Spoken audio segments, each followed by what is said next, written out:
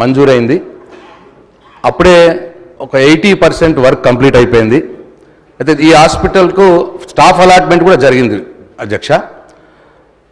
ఈ 2 years నుంచి అధ్యక్ష పనులు జరగట్లేదు. అయితే 30 కోట్లు ఇప్పటికే ఖర్చు పెట్టబడింది. 35 కోట్లతో మంజూరు అయితే 30 కోట్లు ఖర్చు పెట్టబడింది.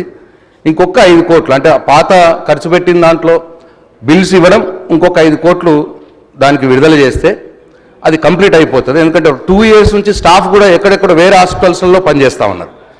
దయచేసి ఆ కాంట్రాక్టర్ని అడుగుతానేమో కొద్దిగా నాకు బిల్స్ రావట్లేదు, ఇబ్బందిగా ఉన్నది అని చెప్పి పనులు జరగట్లేదు. దయచేసి ఈ విషయంలో దృష్టి సారించాలని నేను ఆరోగ్య శాఖ మంత్రి గారిని కోరుతా ఉన్నాను. ఇది నా నియోజకవర్గంలో ఒకటే హాస్పిటల్, ఇంకొకటి చిన్నది నియోజకవర్గంలో ఒకటే హాస్పిటల్ ఉంది కాబట్టి దీన్ని కంప్లీట్ చేయాల్సిందిగా తమరి ద్వారా ఆరోగ్య శాఖ మంత్రి గారిని నేను కోరుతా ఉన్నాను.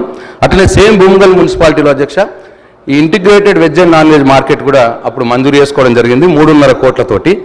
దీంట్లో కూడా ఒక 2.5 కోట్ల వర్క్స్ కంప్లీట్ అయిపోయినాయి. ఇంకొక ₹1 కోటి వర్క్ మిగిలి ఉంది.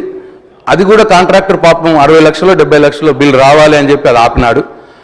ఈ విషయంలో కూడా నేను మున్సిపల్ శాఖ మంత్రి గారిని మీ ద్వారా లేదు శాసనసభ వ్యవహారాల మంత్రి గారిని నోట్ చేసుకొని చొరవ తీసుకొని ఈ integrated veg and non veg మార్కెట్లో ఆ కాంట్రాక్టర్స్కి బిల్స్ విడుదల చేపించి ఆ కొద్దిగా మిగిలి ఉన్న పని కంప్లీట్ చేస్తే మున్సిపాలిటీకి ఇప్పుడు అక్కడ రోడ్ల మీద కూర్చుంటున్నారు అధ్యక్ష.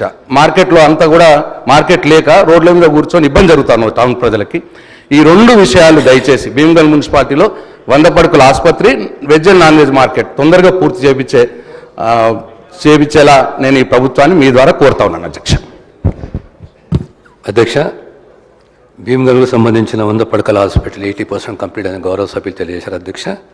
త్వరలోనే ఈ బిల్సే కానీ ఆ ఇన్ఫార్ని కంప్లీట్ చేసే దిశగా మా కృషి ఉంటుంది అధ్యక్ష. శ్రీ వెంకట రమణారెడ్డి గారు.